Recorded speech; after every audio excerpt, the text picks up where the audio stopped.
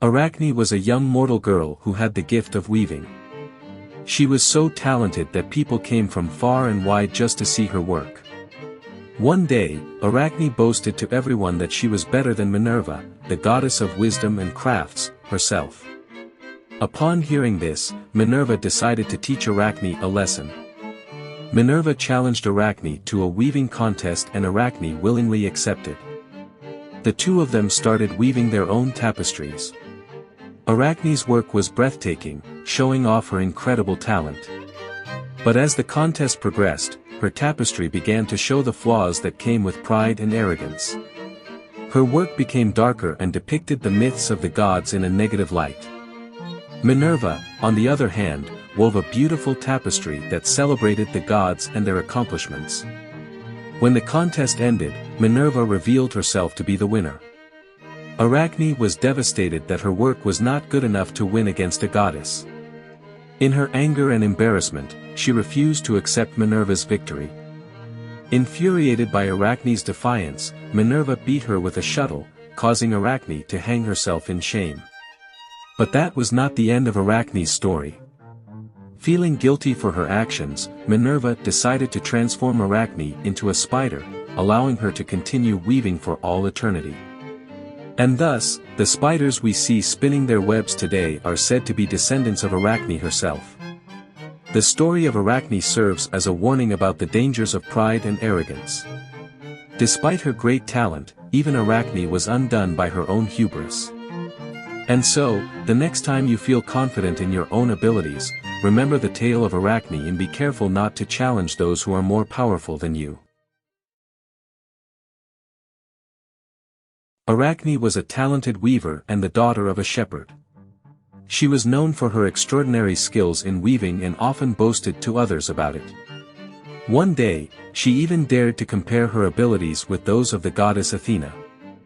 This enraged Athena, who disguised herself as an old woman and warned Arachne that it was unwise to challenge the gods. But Arachne was not afraid and challenged Athena to a weaving competition. Athena accepted, and they both started to weave. Athena's weaving depicted mortals being punished for comparing themselves to the gods, while Arachne depicted ways in which the gods had misled and mistreated mortals, particularly Zeus. When Athena saw Arachne's beautiful work, she became angry and ripped it to shreds. She then hit Arachne on the head 3 times. Devastated and ashamed of her actions, Arachne took her own life by hanging herself. Pitying Arachne, Athena transformed her into a spider by sprinkling her with the juice of Hecate's herb. Arachne was granted the ability to spin webs for the rest of her life, as well as generations of her descendants.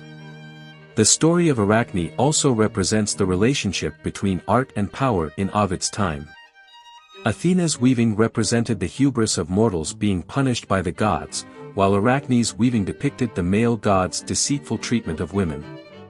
Therefore, the tapestry's outer edge featured flowers intertwined with entangled ivy. Although Athena's motives for transforming Arachne are unclear, the myth shows the power dynamics between the gods and mortals, art, and tyranny.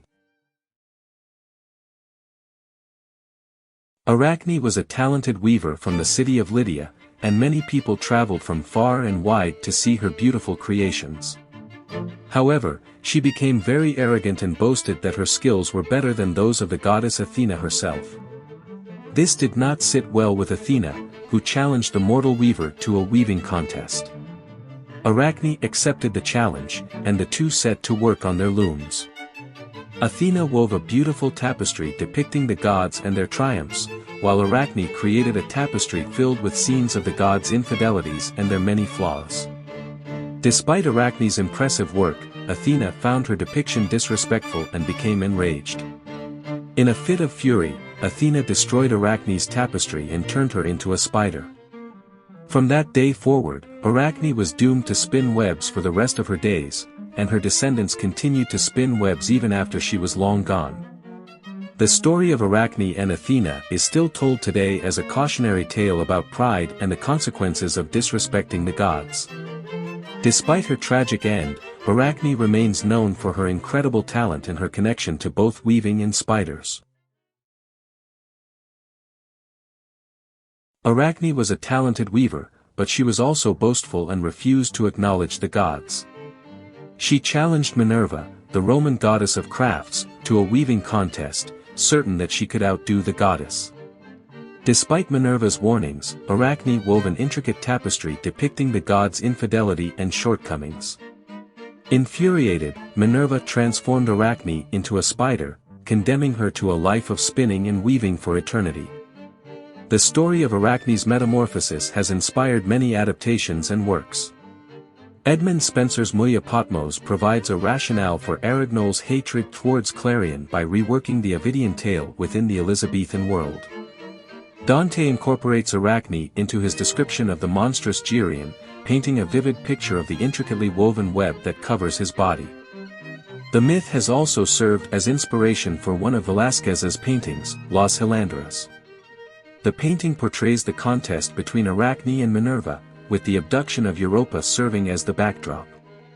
The painting provides a reflection on creation and imitation, as well as the relationship between God and man, master and pupil.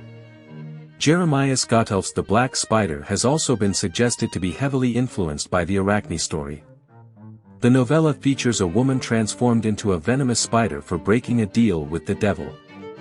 The story serves as a warning against pride and arrogance, just as Arachne's downfall was brought on by her own hubris. Do you want to explore more Greek mythology stories? Who do you want to see featured next? Subscribe and leave a comment below to let me know. I'll see you in the next video.